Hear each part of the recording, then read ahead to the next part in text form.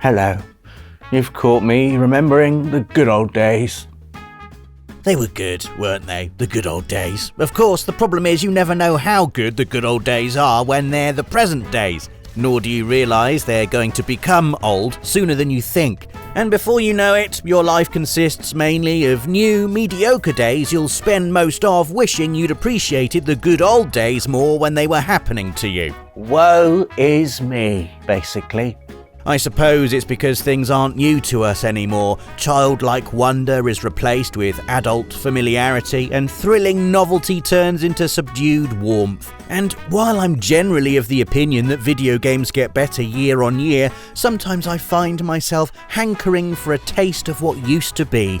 That's why I'm talking about a few games that elicit feelings of the past and soothe the pain of sentimentality. So, here are 7 games that gave us instant nostalgia. The first game that always makes me feel instantly nostalgic is Gran Turismo 7. Every generation, Polyphony Digital comes along to give us a premium motor racing simulator, the likes of which no one has ever seen. And with the PS5, we got the 7th mainline Gran Turismo, over 500 vehicles with more intricate detail than ever before, giving car enthusiasts the ability to perfect their racing lines, or motoring tourists the chance to just see what all the fuss is about. Or, if you're like me, spend an unreasonable amount of time staring at your car collection in photo mode. But the thing is, despite all the visual upgrades and increased realism and even the change of controller, every time I go for a spin on Trial Mountain, I'm instantly humming the tune to Moon Over the Castle. And I'm 12 years old again, the warm buzz of summer just about audible beyond the closed curtains, the entire holidays stretching out before me as I sit, bewildered, that I'm enjoying a game about cars. That's always been my relationship with Gran Turismo, a series of games made with such forceful passion it's impossible not to get dragged in, even if normally you don't know your gear stick from your chassis. It's pronounced chassis. My point exactly. And my other point is that Gran Turismo is part of the PlayStation furniture. Visually it's evolved, but its heart remains the same. And playing it in 2026 feels every bit as magical as it did back in the 90s. Do you even have a favourite car? Blue cars? The second game that instantly gives me nostalgia is Tunic, which is funny because it's nostalgia for an era of gaming I'm too young to actually remember. But I do remember being at friends' houses who were playing these isometric adventure games and being completely swept away by the charm of it all. And it's that lightning in a bottle moment Tunic manages to capture. Quite the accomplishment. Because as much as it's a callback to that early era, it's also heavily influenced by Hidetaka Miyazaki's work on From Software games. There's the push and pull rhythm of combat, with you constantly on the verge of defeat, but arguably the biggest comparison is dropping the player in a world about which they know nothing. You're a small part in a large, complex machine that our tiny human, or fox, brains could never hope to comprehend, evoking the rare sensation of being utterly lost in a very real world. Take the in-game guidebook, a literal video game manual you slowly piece together as you collect its pages throughout the game. And while it does give you clues, it's all written in an entirely original language, meaning you're learning its lessons through visual cues alone, almost like you're a child reading the paper on the inside of a box that makes no sense at all, but somehow still draws you in. It's a very special game, Tunic. I just wish I wasn't so bad at it. Nostalgia-inducing game number 3 is retro-styled survival horror Crow Country, and me being a sucker for PS1-era 3D graphics is a huge reason it's on the list. For those who grew up with angular models and pre-rendered backgrounds, Crow Country hits all the right notes. It's charming and evocative, with a sort of dirty smear across the entire screen that just screams 90s survival horror. Beyond the visual style, Crow Country is also a love letter to the classic survival horror formula of the era. The minimal sound, the scarcity of the ammo, the constant feeling of vulnerability as you inch your way forward, solving puzzles while constantly on the alert for whatever shambling nasty is lurking around the next blind corner. It's a game that made me feel every bit as thrilled and creeped out as the PS1 genre classics it so clearly takes inspiration from, like Resi, Dino Crisis and Silent Hill. And despite being very scared whilst playing, at least I'm not a massive baby like Dave. Dave, what are you doing? Anywhere. Rob, Go you've not through the told door. me. Dave, you can go through that door. You can. You're going to have to Basically, Crow Country is retro perfection, but it's also fresh, modern, informed by everything that came before while building on that foundation. It couldn't have existed 20 years ago, but also it feels like it could, and that's why it evokes so much nostalgia. If only I looked like I did 20 years ago.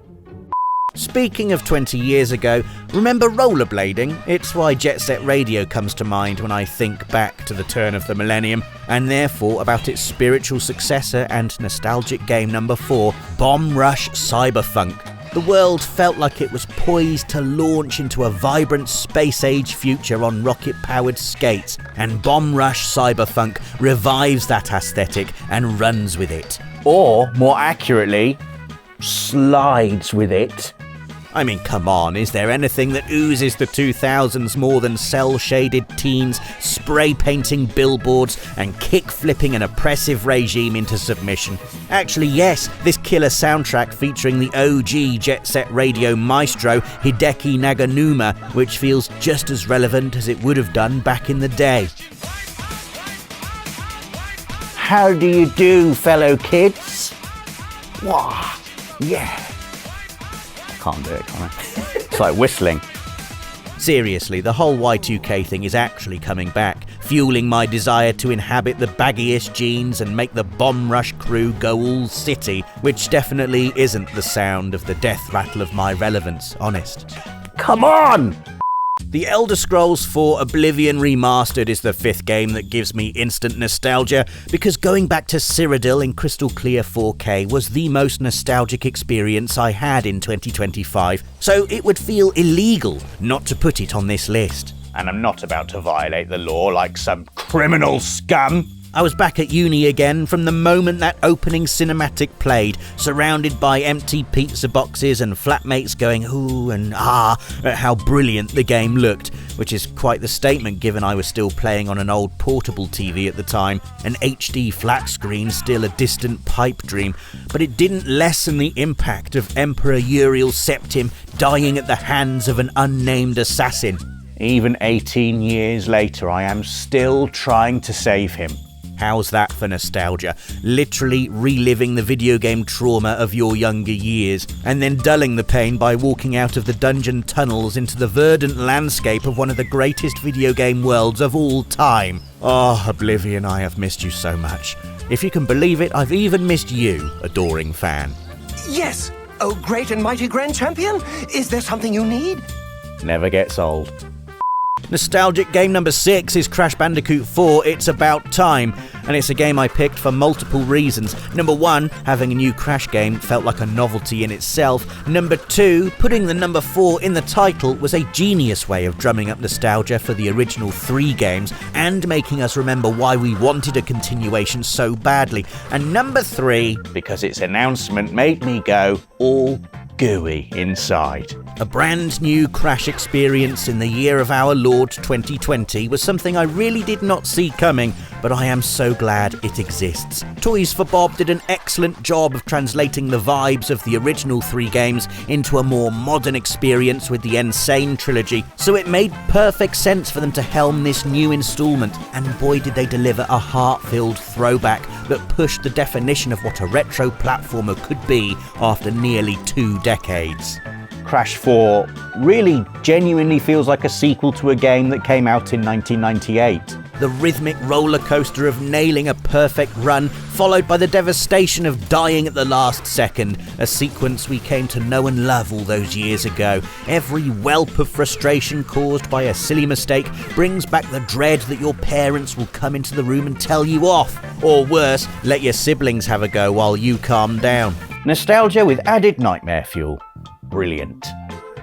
The final game on our list is Clair Obscur Expedition 33, and it couldn't be anything else really, given how it hits all the beats I'd expect in what's probably my favourite genre of all time, the JRPG. For all its snazzy, real-time turn-based hybrid combat, emotional depth and general amazing presentation, at its heart, Expedition 33 is the quintessential JRPG experience. It's a game that feels as though it was made in a laboratory, specifically for me. Seriously, it's a beautiful Frankenstein's monster of all the best bits of everything I loved as a kid, squished into a single game. It's a love letter to and a revitalisation of genre conventions long since considered archaic and old-fashioned. I mean, the inclusion of an explorable overworld is such a wonderful throwback to all those PS1 games I loved so much. I genuinely never thought I would see an overworld map like this again. And yet, here I am, with a genuine tear in my eye, controlling a party of giants over a sprawling scale model of the world. This is a fantastic game, the perfect mix of nostalgia and innovation for those old school JRPG fans desperate to recapture the magic of trading an entire summer for a lifetime of memories. Tomorrow comes, yes, but right now, I'm just enjoying living in yesterday. And that was 7 games that gave us instant nostalgia. If this video made you feel like a kid again, then make sure to give us a like and leave a comment telling us which game gave you all of the feels. And if you'd like to continue reminiscing about games of old and keep up to date with all things new in the world of PlayStation, then remember to subscribe and click the notification bell. Thanks for watching, and we'll see you again soon.